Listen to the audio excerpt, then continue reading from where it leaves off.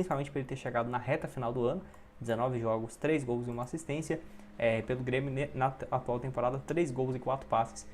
Começa muito bem, mais no Campeonato Gaúcho, né? Com o Grêmio, 11 partidas, 3 gols e 2 assistências. Enfim, acho que seria sim uma boa opção. Igual eu falei no início do vídeo, um jogador que foi comprado por quase 15 milhões de reais e que poderia chegar com um empréstimo de graça e só tem 21 anos.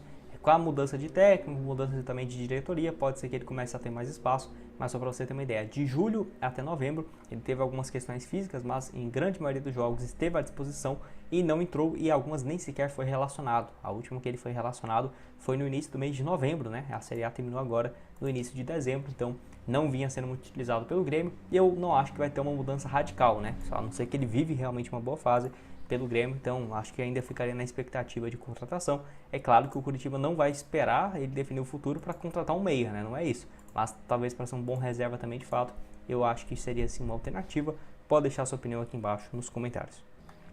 Bora falar mais um aqui também, que é o Charles, né? Meio campista do Corinthians, campeão aí da Copa do Brasil, que lembrando, no jogo contra o Vasco na ida ele esteve no banco de reservas, já na volta ele nem participou, né? Então é um atleta que está completamente aí fora dos planos do Corinthians, 29 anos de idade, nessa temporada 37 jogos, 1 gol e 1 assistência, já teve boa passagem na Série A pelo Internacional quando ele surge em 2017, pelo Ceará em 2020 e 2021, até ser negociado com o Midland da Dinamarca e depois voltando ao Brasil, né? Lá na Dinamarca ele foi titular absoluto, teve desempenho muito bom, jogando a Liga Europa, jogando também a Conference League, mas aqui no Campeonato Brasileiro acabou tendo um pouco menos de destaque. Lembrando que lá na Dinamarca ele até caiu como meia esquerda, né? De fato, é estranho porque ele tem 1,87 m e é destro, né? Mas enfim, isso lá na Dinamarca, 1,87 m deve ser a altura do volante mais baixo também, né? E aí no Corinthians nesse ano, ó, se a gente observa também, um volante que algumas vezes também jogou como um ala pelo lado direito, não dá para falar um lateral,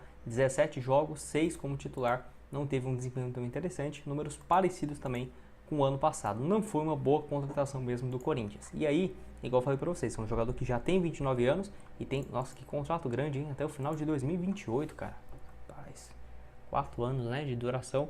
Ainda assim, um contrato bem alto do Corinthians com o jogador, que pagou quase 10 bilhões de reais pelo seu vínculo e que não tem uma expectativa realmente de continuar para o ano que vem, ainda mais com o Corinthians que deve ao mercado, ainda mais voltando a Libertadores com orçamento maior, ganhando a Copa do Brasil.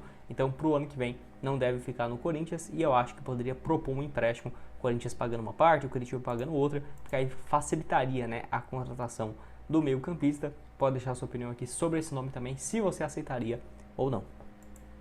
Mais um aqui também é o Thiago Santos, né, que já tem esse anúncio agora de forma oficial junto com o Curitiba, jogador que tem 36 anos, bem experiente, né, passagens por vários clubes, já está mais de uma década aí jogando muito bem, desde quando faz aí pelo América Mineiro em 2015, passa também bem pelo Grêmio, pelo Fluminense com muitos altos e baixos, e agora, né, chega para ser uma alternativa para 2026. Eu vou deixar aqui o desempenho dele em 2024, em 2025, que só foram 24 jogos, inclusive a última partida como titular no final de novembro, ele vinha ficando no banco de reservas na grande maioria dos jogos, quando precisava ele entrava. Inclusive com o Renato Gaúcho ele jogou muito, foi na Copa do Mundo de Clubes, né?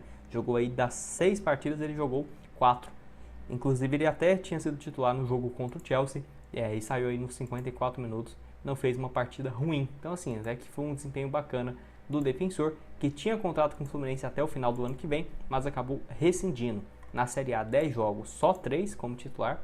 No ano passado, 27 partidas, 4 como titular também. É um zagueiro destro, 1,81 m, que pode jogar também como segundo volante, pode jogar também como um zagueiro pelo lado esquerdo, igual foi no ano passado, 27 partidas, 24 como titular. Ajudou o Fernando Diniz a conquistar aquela Libertadores também, em alguns momentos sendo titular, outros momentos também sendo reserva em 2023 pelo Fluminense. Enfim, é um jogador aí bem vitorioso também, que eu acho que foi sim uma boa contratação do Curitiba, né? Um atleta bem experiente.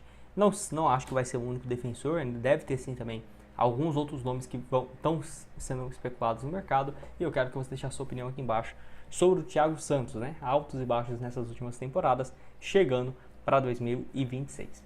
E agora bora falar sobre o Eric, né? Jogador então que entrou na disputa do Curitiba. O São Paulo tem pedido, né, um valor próximo da casa dos 6 a 8 milhões de reais. O Curitiba tem interesse, além também do Vitória, no qual ele estava emprestado. Lembrando que o Vitória tentou comprá-lo, mas um parcelamento gigantesco, tipo 2, 3 anos, e o São Paulo não teve interesse. 38 jogos, 3 gols e 5 assistências nessa última temporada. Para um ponta não é números tão bons de fato, só que todos esses gols e assistências foram na Série A. E ainda mais para o Vitória, que se manteve na última rodada na primeira divisão, certamente foi um desempenho interessante, que valeu a pena também esse empréstimo do jogador, né? Muito mais aí como um ponta esquerda, ponta direita. Lembrando que ele já tinha ido muito bem pelo Ceará, 2023 mesmo, 18 gols e 13 assistências em 2023, né? Naquela Série B do Campeonato Brasileiro. Tá aqui o desempenho dele sensacional, podendo jogar pelos dois lados. Em 2024 está aqui pelo São Paulo, não conseguiu muito bem, além do Ceará também em 2022. Eu gosto, acho que valeria sim esse investimento, vamos colocar perto da casa de 1 milhão, 1 milhão e 300 mil euros para o passe indefinitivo do atleta, que já passou, né, muito bem pelo próprio Náutico, pelo Vitória, pelo Náutico novamente e aí pelo São Paulo em 2024. 36 partidas, 3 gols e 3 assistências. Foi um reserva ali imediato, até pelo São Paulo também. Muito obrigado, né, por termos chegado a essa marca de 25 mil inscritos aqui no YouTube, era o nosso objetivo até o final desse ano. Vamos colocar nessa próxima meta de 30 mil, quem sabe aí, né, até o mês de março, abril, mas você se inscrevendo aqui embaixo, a gente ajudando a chegar a 26, é o próximo grande passo, quem sabe aí no decorrer do mês de janeiro, combinado?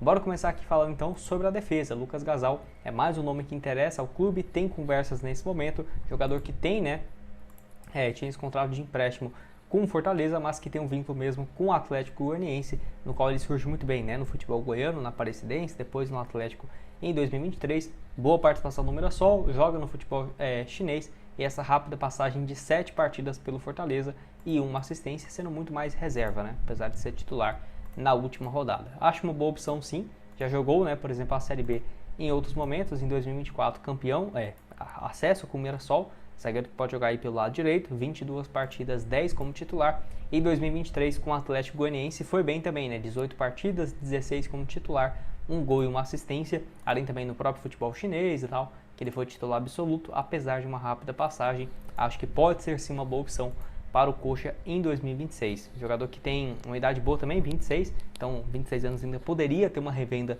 num futuro não tão distante, 1,87 m, pode deixar a sua opinião aqui embaixo nos comentários sobre o Lucas Gasal, tá aqui o espaço para comentário para vocês. Além dele, tem também o William Machado, jogador que aí poderia até os dois jogarem juntos, porque ele é canhoto, né? Então não acho que o Lucas Gasal chegou, o William Machado não chega mais. Acho difícil porque é um zagueiro canhoto, então pode ser sim uma boa opção. 51 jogos nessa última temporada com o Ceará na Série A, 36 jogos, todos como titular e uma nota média muito boa, né? Inclusive, apesar desse interesse, até do Mirassol, inclusive no William Machado, o Ceará certamente exigiria uma compensação financeira para a liberação do zagueiro, que tem mais 2 anos de contrato. Então tem que ver se o Curitiba estaria disposto a colocar um valor, até com a concorrência do Mirassol, que está na Libertadores, e vendeu o James para o Mirassol, do Mirassol para o Fluminense, por quase 35 milhões de reais, né? Então para o Mirassol oferecer 10 milhões, 12 milhões pelo William Machado, não custa nada. Tem que ver se o Curitiba teria disposição para investir todo esse valor em um defensor que já tem 29 anos de idade. Tá aqui o desempenho dele nessa última Série A, foi o primeiro ano dele de fato, conseguiu acesso em 2024 jogando muito bem pelo Vozão, já passou também por outros clubes, dentre eles o Operário, que conseguiu também uma arrancada muito boa, né, e boas competições também, bons anos no clube na Série B. Pode deixar sua opinião aqui sobre o zagueiro, 1,86 m também, canhoto, 29 anos de idade, o zagueiro William Machado. O espaço para comentários está aqui para vocês. Se fosse para escolher só um defensor, né, mas apesar, igual eu falei, um pode jogar na direita e outro na esquerda. Quem que você escolheria? Eu acho ainda que o William Machado demonstrou mais até aqui, mas apesar disso, gosto também do Lucas Gasal para fazer essa função, né, pelo lado direito. O espaço para comentários vai estar aberto aqui para vocês opinarem. Tem mais um aqui que não foi especulado, tá? Mas eu vou trazer como uma alternativa, que é o Luciano Vieto, jogador que eu acho que poderia ser uma boa opção para os clubes da Série A aqui do Brasil. Tá de saída do Racing depois dessa última temporada, que foi vice-campeão argentino, né? O Vieto foi um reserva ali, um 12º jogador, tanto que a gente pega aqui o desempenho dele na Copa, na Liga Argentina, deixa eu só pegar aqui os outros torneios, ele sempre foi um 12º jogador de fato na temporada, 29 partidas, 17 como titular, 5 gols e 3 assistências, podendo jogar tanto como um segundo atacante ou centralizado, apesar de não ser esse, né, o seu principal papel.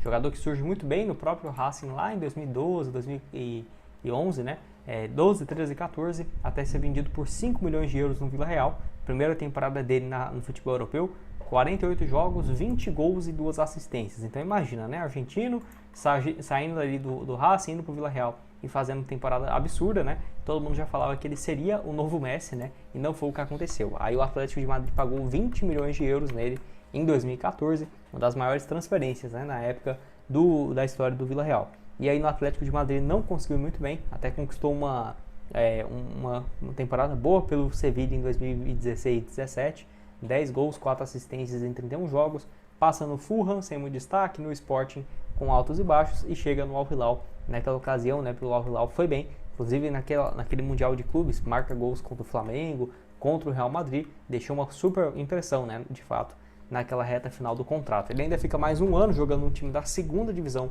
do futebol do Catar, porque tinha um salário muito alto, né, entre 2023 e 2024, naquela ocasião o Cruzeiro e o Vasco. Ele esteve muito próximo de ser anunciado no Vasco, mas não houve acordo porque o time ofereceu um salário muito maior, livre de impostos, e aí demorou um ano para voltar para o Brasil, para a América do Sul, foi para a Argentina, para o Racing, que é o clube que ele é revelado.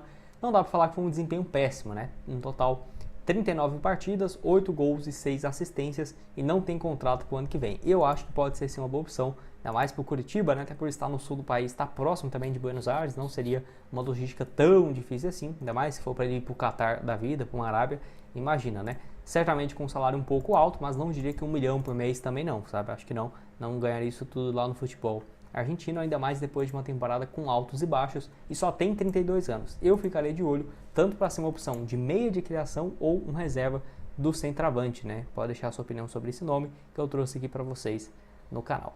Que aí tem, né, também essa especulação do Verratti, informação aí na manhã dessa terça-feira, jogador que tem contrato com o Vasco até o final do ano que vem e que nessa atual temporada marcou 27 gols em 65 jogos.